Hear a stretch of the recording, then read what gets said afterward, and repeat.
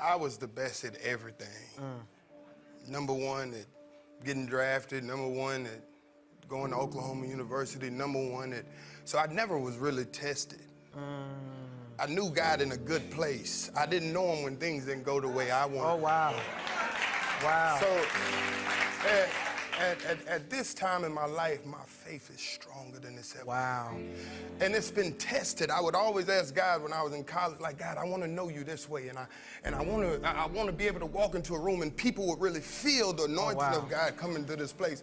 And you got to be careful what you ask That's God it. for. Yes. And I come into my junior year, and I'm about to get exactly what I wanted. About to get this thing called NFL. And I'm 10 games away from this dream that I wanted my whole life, right? This thing that I've been working for my whole life. My whole life is dedicated to this one game. I'm up Saturday mornings, 4 o'clock, 5 o'clock in the morning, 2 miles to a fire station, 2 miles back home. I'm in the park, 9:30, 10 at night, doing everything in my life surrounded the game of football. I'm sitting at home at night, I'm throwing balls up to the ceiling, and I'm catching them different type of ways, trying to see if a receiver was to check me, if I wanted to catch an intercept. Like, everything revolved around this game, and I finally get in a position in my life to where now I'm 10 games away from it. I got the paperwork that states I'm about to be an NFL draft pick. NFL on top of the paper. Inky Johnson projected top 30, automatic multi-millionaire. Now all you have to do, the hard part's over, just play the next 10 football games, Ink, you made it. And I go out in a silly game against Air Force, 2 minutes left, and I go to make a tackle that I can make with my eyes closed. And I hit this guy, and as soon as I hit him, I knew it was a problem, but I didn't think it would be this type of problem. Like, you know how when things happen, you're like, I didn't expect that, but I don't think it's gonna be anything too crazy. And when I hit him, every breath in my body left, my body goes completely limp, I fall to the ground, I blacked out, my eyes open, I'm still not, too concerned, because it's football. I told Pastor, I never thought about a career-ending injury. You have injuries within the game. When my eyes open, guys run over, Ink, let's rock, man, let's go, let's finish him off. And I'm like, I can't. Like, what do you mean you can't? You're a starting corner. Get up. You can nurse your injury after the game, man. I'm like, no, I can't. They said, what do you mean you can't? I said, I can't move. It's a shock, neck to my toes. I can't feel anything. Shock leaves. It stays in my right arm and hand. I'm like, maybe I got a bad stinger. They put me on the spine board, wheeling me off the field. Doctor says to me as he's walking beside me, I don't know how you're still alive, son. You don't have any pulse. Maneuver. Doctor say, we're gonna take you over, run a couple tests, bring you back into the room, everything will be cool. They run the test, they bring me back into the room, mom comes in, kisses, prays, son, you'll be fine. She's gonna walk out, doctors rush in, head boy says, hey man, we gotta rush him back to surgery, he's about to die. And he says to me, you ruptured a subclavian artery in your chest, you're bleeding internally. If we don't perform this surgery tonight, I guarantee you, you won't be here in the morning. From 7 years old to 20 years old, boiled down to one moment. The sacrifice, the dedication, the commitment came down to one moment.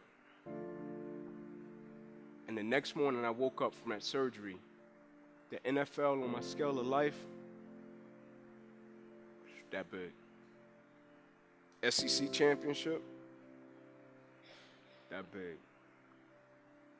Cornerback, that big. I remember God just saying, do you trust me? And in that moment, man, tears begin to run down my face, and every tear meant something to me, and every tear begins to speak to God. I remember on my knees asking God that, God, I want to feel you, know you in another way, and I wanted, so God said, do you trust me? And every tear made sense. Like I'm a firm believer that God redirects and maneuvers us when he has us on a mission, right? And in the redirection, I think true courage is the ability to embrace what we don't understand. Because I know anybody can accept and embrace something that they do understand and that they know the end result. But I think true courage is when you find yourself in the midst of an opposition, piece of adversity or situation, and when you're in the midst of it, you're thinking, man, how did this happen and how did I get here? But you still have a certain level of perspective to say, even though I don't understand it, even though I don't like it, I can still trust God even though I can't trace God. Like when situations happen now, I'm like, life, what are you trying to teach me right now? Like, God, what can I extract from this situation since I don't like it and I don't understand it? I'm sure lessons and blessings, stages and phases, I'm sure it's something in it that I can extract and apply to some area of my life. I can understand it. You know, when you haven't been tested, you just hear these words. Right. But when you've gone through something, when you've gone through something, and you know that, but I'm here to encourage everybody that in the dark times, we've been made to endure and endure. And I think my message to all the men and all the people of God is that we need to know how to prepare for these struggles. We need to be prepared for these things to come. We've been made to endure for the night, but your joy comes in the morning. Meaning that first time you said, man, I'm riding with Christ, let's go. That first feeling you got, like that first interaction, that first connection you got, like when you first got it. It's like when people say at the beginning, everybody is excited, everybody is on fire, but at a certain point, you hit something along the journey, and it's gonna test that level of commitment. At a certain point, you're going to hit something, it's going to test that level of faith. And my definition of commitment was always staying true to what I said I would do long after the mood that I've set it in has left. Like, am I going to stay true to my beliefs and my core and my essence of who I am as an individual, even if I get a paralyzed right arm and hand? Am I going to stay true to it? Even if my little career that I thought I was going to have disappears, am I going to stay true to it? Even if one day I'm in a football game, the thing I love to do, the thing I have been practicing my whole life, and in one moment it gets wiped out, am I going to stay true to it?